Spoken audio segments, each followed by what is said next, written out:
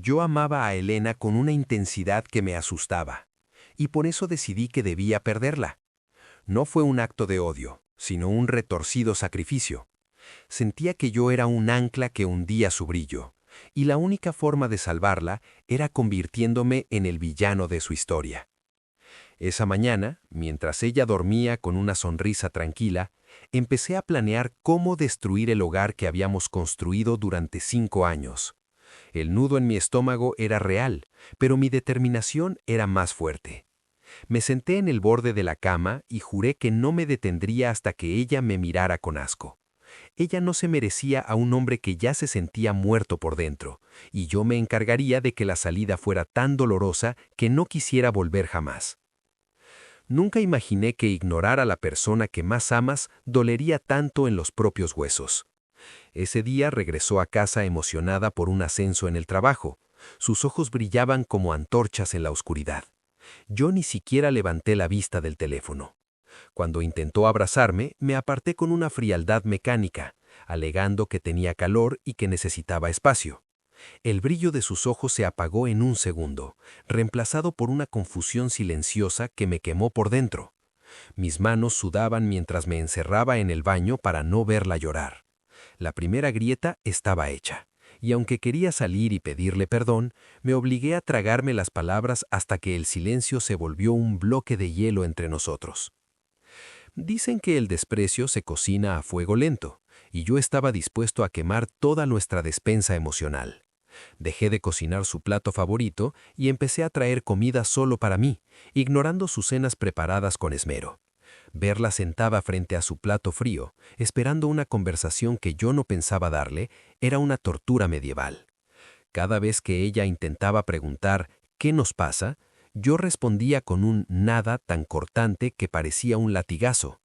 El aire en la casa se volvió denso, casi irrespirable, y yo me convertí en un extraño que habitaba su misma cama, pero que dormía a kilómetros de distancia emocional.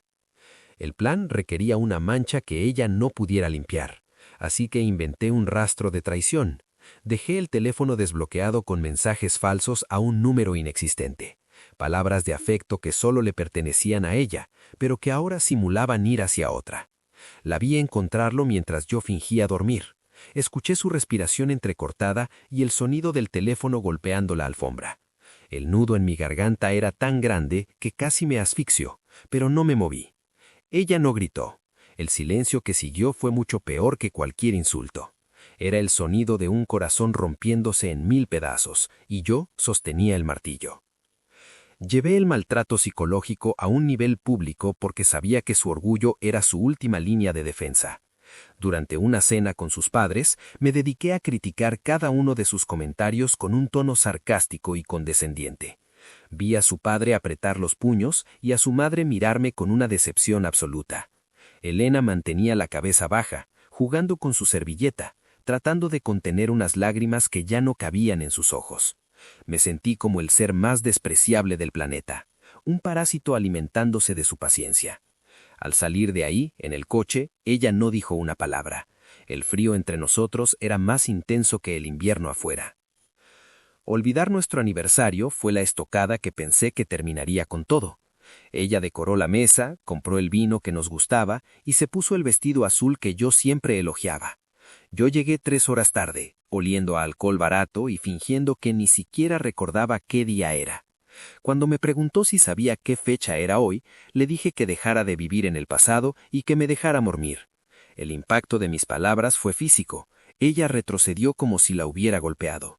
Se quedó ahí, sola con sus velas encendidas, mientras yo me encerraba en la habitación a llorar en silencio contra la almohada. Llegó un punto en que dejé de llamarla por su nombre. Ahora ella era simplemente una presencia molesta en mi periferia. Cada vez que me hablaba sobre sus miedos o sus sueños, yo bostezaba o encendía la televisión para ahogar su voz. Era como si estuviera borrando su existencia de mi mundo a propósito. Sus manos sudaban de ansiedad cada vez que yo entraba en la habitación, un reflejo condicional de miedo al rechazo que yo mismo había creado.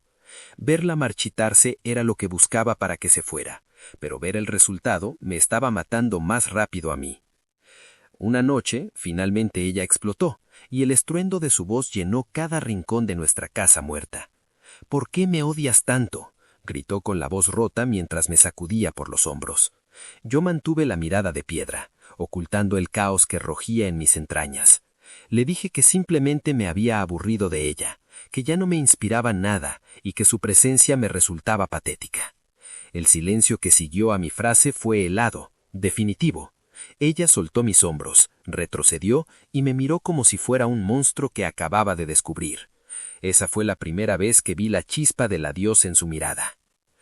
El día que vi su maleta abierta sobre la cama, sentí que el piso desapareció bajo mis pies.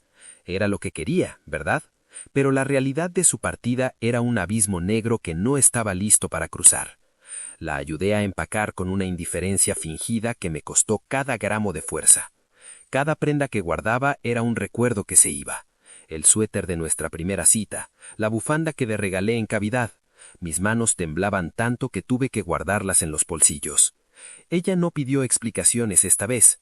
Simplemente cerró el cierre de la maleta y se dirigió a la puerta sin mirar atrás. El sonido del cerrojo al encajar fue el ruido más solitario que he escuchado en toda mi vida.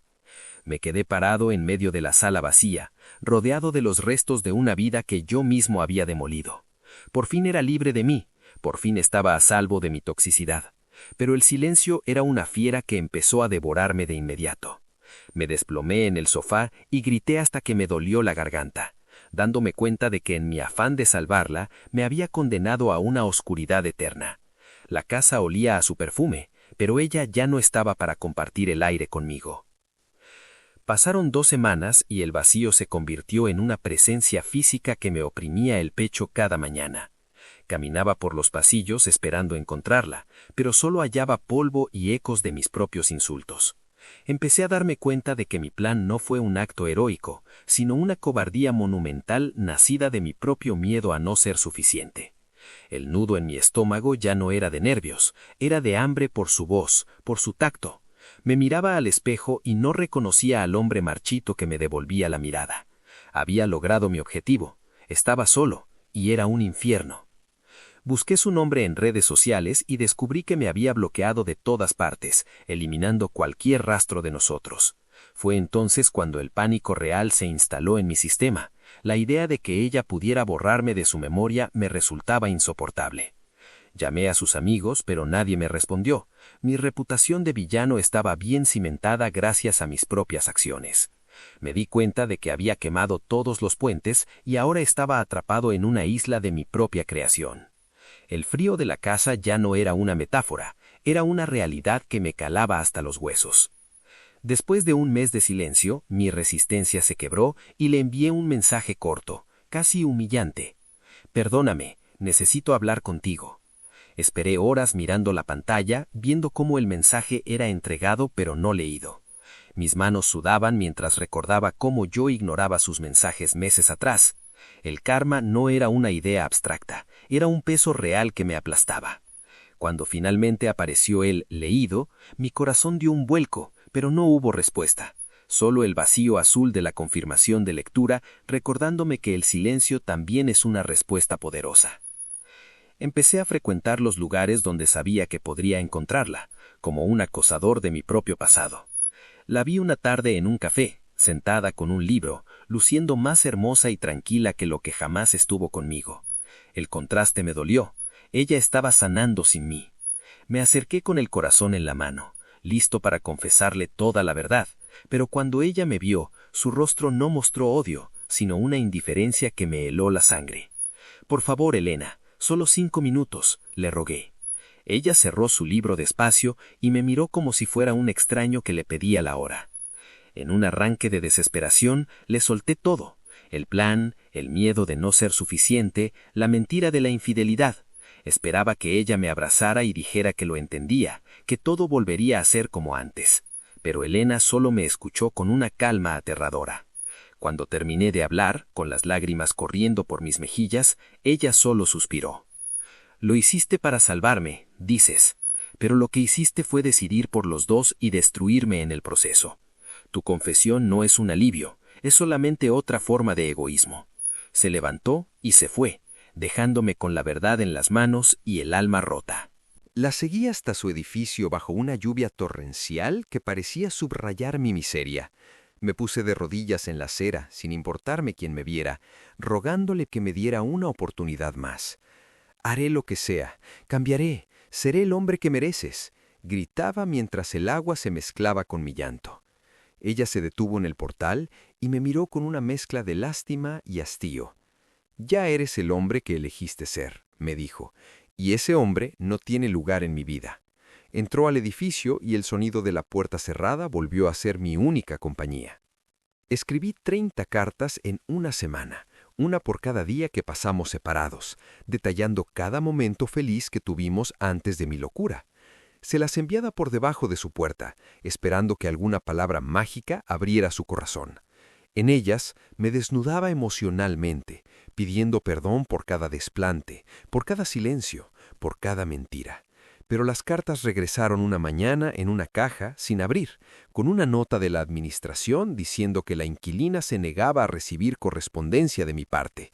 El rechazo era sistemático, preciso y absoluto. Dejé de comer, dejé de dormir, mi cuerpo empezó a reflejar el caos de mi mente. Bajé de peso drásticamente y mis ojos se hundieron en ojeras que parecían golpes. Quería que ella viera lo mucho que sufría, quería que mi dolor fuera el puente que me trajera de vuelta a ella. Pero Elena no estaba mirando. Ella seguía con su vida, trabajando, saliendo con amigos, redescubriendo el mundo que yo intenté cerrarle. Me di cuenta de que mi autodestrucción no la conmovería. Ella ya había llorado todo lo que tenía que llorar por mí. Meses después, nos cruzamos por azar en el parque donde solíamos pasear a nuestro perro. Ella iba caminando con paso firme, el viento moviendo su cabello, y por un momento pareció que el tiempo se detenía. Me detuve frente a ella, incapaz de moverme. «Elena, mírame», le pedí con un hilo de voz. Ella levantó la vista y por primera vez en mucho tiempo vi una chispa de emoción en sus ojos, pero no era amor, era una fatiga profunda. Una decepción que ya se había convertido en cicatriz. Me di cuenta de que para ella yo ya era un fantasma.